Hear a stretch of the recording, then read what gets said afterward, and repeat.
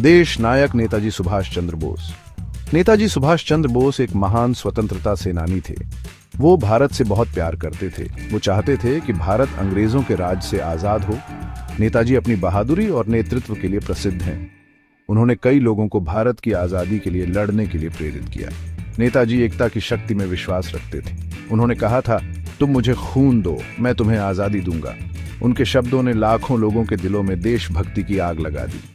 वो सभी भारतीयों के लिए एक सच्चे आदर्श और प्रेरणा है। हम नेताजी को उनकी जयंती पर याद करते हैं। उनका जीवन और बलिदान हमें महत्वपूर्ण सबक सिखाते हैं। हमें हमेशा सही के लिए लड़ना चाहिए। हमें हमेशा भारत को एक बेहतर राष्ट्र बनाने का प्रयास करना चाहिए। शुरुआती जीवन और शिक्षा। एक तेज दिमाग। सुभाष चंद्र बोस का जन्म 23 जनवरी 1897 को कटक, ओडिशा में हुआ था। उनके पिता जानकीनाथ बोस एक सफल वकील थे। सुभाष बचपन से ही एक तेज छात्र थे। उन्होंने अपनी पढ़ाई में बहुत अच्छा प्रदर्शन किया। उन्होंने अपनी स्कूली शिक्षा प्रेसिडेंसी कॉलेज कलकत्ता से पूरी की। सुभाष फिर उच्च शिक्षा के लिए इंग्लैंड गए। उन्होंने इंडियन सिविल सर्विस परीक्षा में ऊंचा रैंक हासिल किया। हालांकि उन्होंने ब्रिटिश सरकार के अधीन काम करने से इनकार कर दिया। सुभाष अपनी मातृभूमि की सेवा करना चाहते थे। एक नेता का निर्माण। नेताजी की आजादी की लड़ाई। सुभाष चंद्र बोस इंडियन नेशनल कांग्रेस में शामिल हो गए।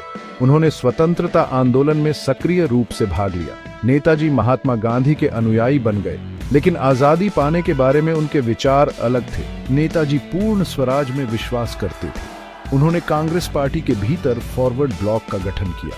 उन्होंने अपने विचारों को फैलाने के लिए फॉरवर्ड नामक एक अखबार भी शुरू किया। उन्होंने पूरे भारत की यात्रा की और लोगों को आजादी की लड़ाई में शामिल होने के लिए प्रेरित किया। आजाद हिंद फौज की दहाड़।